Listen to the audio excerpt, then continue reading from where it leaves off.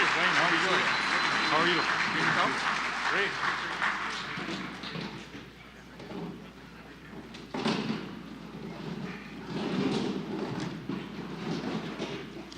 I'll give you this here. Thank you so much, Steve. And let me just say this before I get going, how well represented you are in this constituency within our provincial Saskatchewan Party caucus by Stephen Bonk, and I want to thank him for what he does each and every day in representing you in this industry.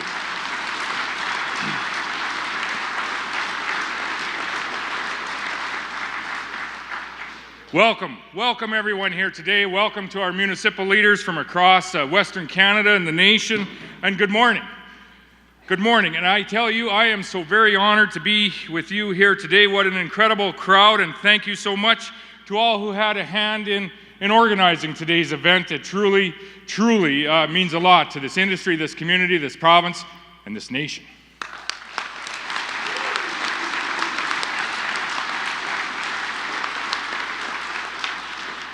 And I want to thank political colleagues from across Saskatchewan, my colleagues across the nation, from the Senate. I, in particular, want to thank the leader of our federal opposition, Andrew Scheer, for what he does each and every day.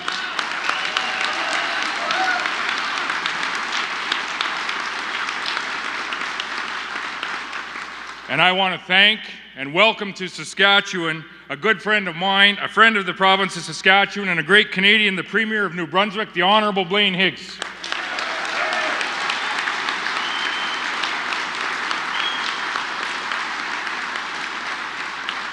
Ladies and gentlemen, is there any better place in the entire world to have a rally for resources than Moosomin, Saskatchewan, Canada?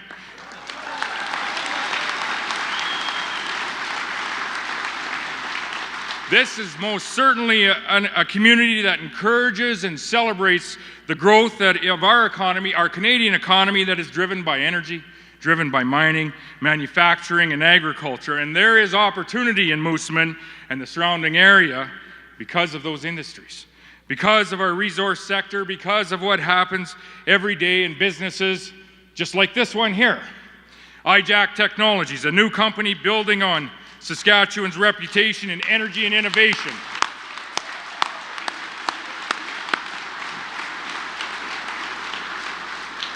Dan McCarthy, thank you so much for hosting us here this morning, and thank you so much for what you and all the people that work with you do each and every day for our Canadian economy.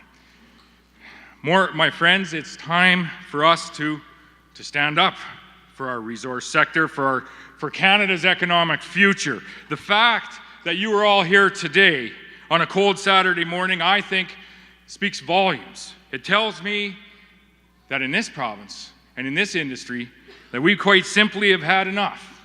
Because for far too often, you, have been excluded from a conversation around developing our Canadian resources and our Canadian economic future.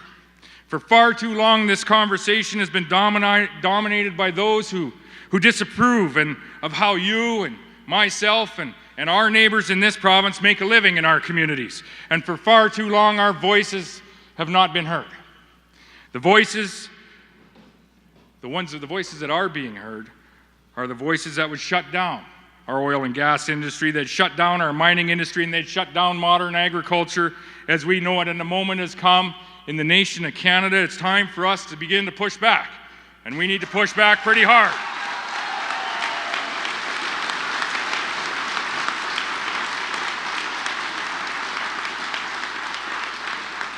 It's time for us to push back against a federal government that isn't listening to us and just quite simply doesn't get it. A federal government that is moving forward relentlessly with policies that are destructive to our economy, to our communities, policies that are driving investment out of Moosomin, they're driving investment out of Saskatchewan, and they're driving investment out of our nation of Canada. And the message that we are here to send today is that, then send it loud and clear, is that it's time for all of us to stand up and defend our world-class, our wealth-generating, our sustainable energy sector here in Canada.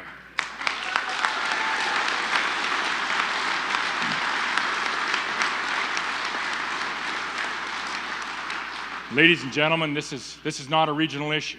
This is not a Saskatchewan issue. This is not an Alberta issue. If it was, we wouldn't have the leader of the federal opposition, Mr. Scheer, here today.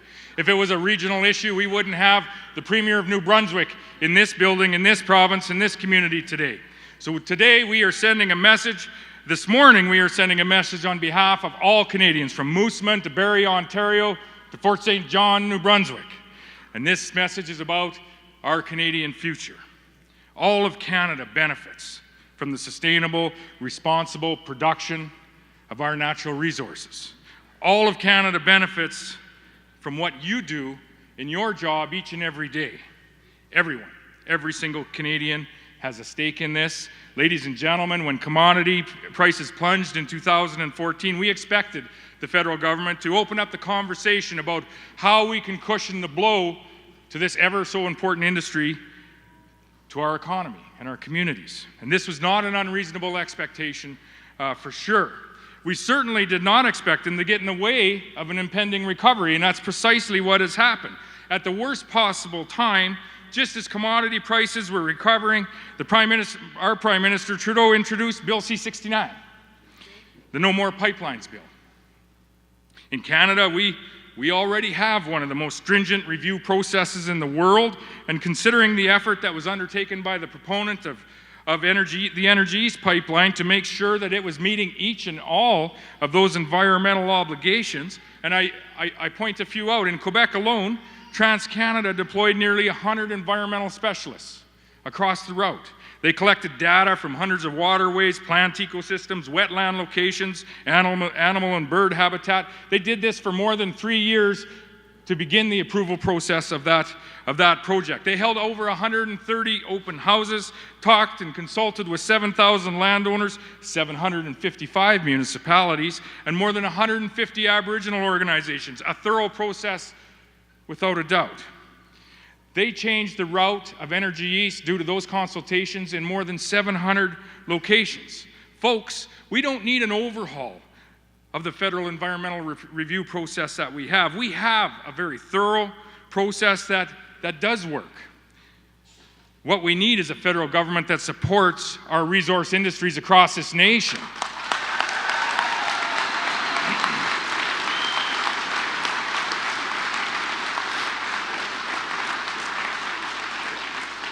Unfortunately, what we have is a federal government that's pressing forward with Bill C69.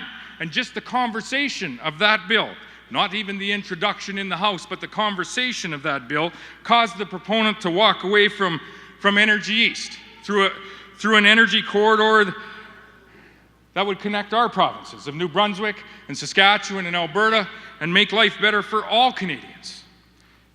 And for a moment, when we think about what we lost when TransCanada backed away from Energy East, think about what we lost as a nation. It would have boosted Canada's GDP by $55 billion, while creating thousands of jobs in virtually every province of the nation. In Saskatchewan and Alberta, but also in New Brunswick and every province along the route. A project that would have meant so much for this community of Moosomin. A major terminal was planned for this community. This community would have served as the on-ramp for crude oil from Saskatchewan and Manitoba that would move through that pipeline to refineries in New Brunswick.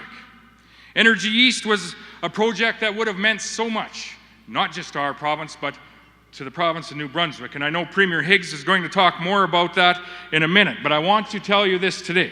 The people of New Brunswick, the Premier of New Brunswick, and us in this room, and us in this province, and us in this nation, we share so much common ground on this nation-building energy corridor project.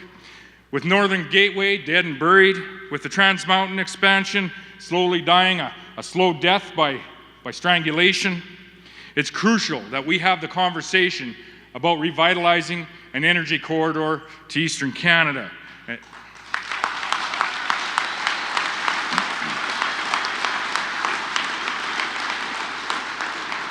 And in the days ahead, you are going to see that we are going to work together with other premiers to engage Canadians on how we might move forward with this vitally important project. Ladies and gentlemen, Canada has the third largest proven oil reserves in the world. We have clean, sustainably produced energy, yet we import oil each and every day into this nation because we aren't able to build these energy corridors. The federal government says no to big oil tankers on the north coast of British Columbia with shuttered Northern Gateway. They say yes to big oil tankers coming into the province of New Brunswick from Saudi Arabia, bringing oil for Canadians to use. It just doesn't make any sense to me, and I know it doesn't to you in this room.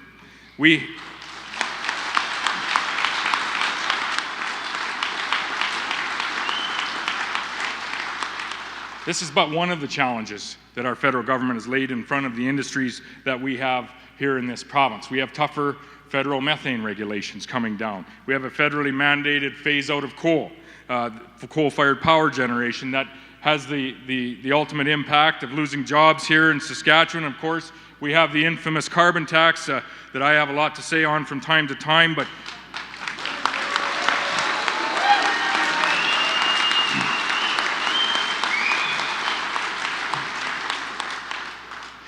I'll just say this, it's a policy that doesn't work, doesn't reduce emissions, it reduces jobs in our province and in our community. And we have a federal government that is trying to impose it on you and the rest of the people in this province. And we spent this last week in court saying that they couldn't. And I am hopeful for the outcome of that. Ladies and gentlemen, today we are dealing with a federal government that just simply doesn't get it. A federal government that doesn't understand our industries in Moosomin, Saskatchewan, and I would say across Canada, and it doesn't understand how we support our families in these communities.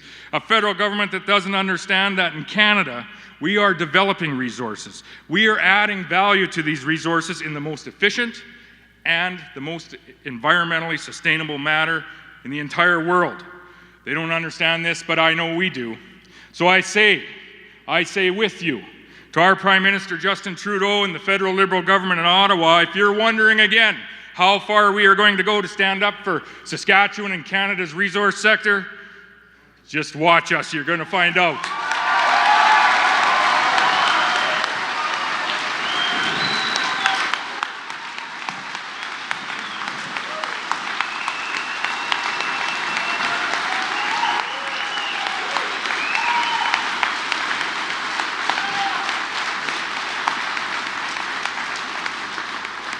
It brings me great pleasure today to introduce a true friend of mine, a friend of this province, and a friend of the nation of Canada, an individual that has worked most of his life, as many of you in this room, in the energy industry. He can relate to the challenges that we are going through in this industry in Saskatchewan because they are experiencing very similar challenges in his province of New Brunswick. I introduce to you a great friend of our province, not Prime Minister. That's next.